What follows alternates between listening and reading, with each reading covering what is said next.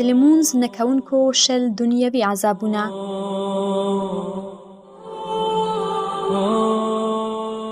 هغه کسان چې لمونځ قضا کوي ډیر ژر به د جهنم کندې ته ورولویږي.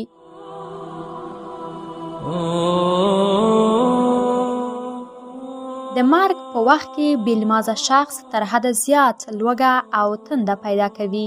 د هیڅ نیک عمل په بدل کې بېلمازه شخص ته ثواب نه رسیږي.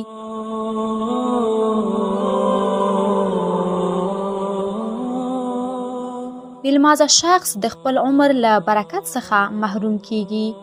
د بېلمازه شخص قبر به له اور څخه ډک وي. بېلمازه شخص د ذلت په مرګ مړ کیږي. د بېلمازه شخص قبر به ډیر تنګ وي.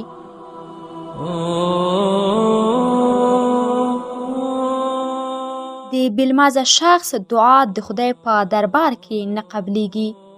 هر هغه څوک چې د سهار لمونځ قضا کړي د هغه څیره به بېنوره شي.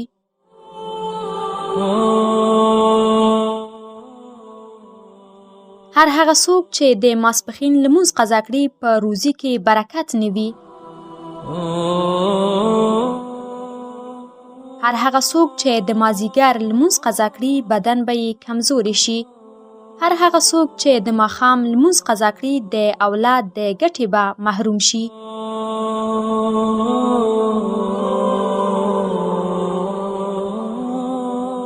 هر هغه څوک چې د ماسخوتن لمونځ قضا کړي د خوب له ګټې به محروم شي. د اسلام مشر او رهبر باید د هغه شخص د وژلو حکم صادر کړي چې لمونځ نه کوي. بېلمازه شخص باید د مسلمانانو په هدیره کې ښخ نشي.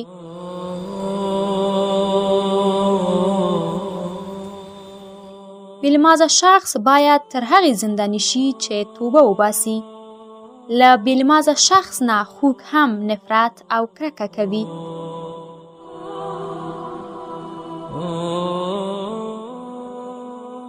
بېلمازه شخص واجب د قتل دی. د لمانځه قضا کول قصداً کفر دی.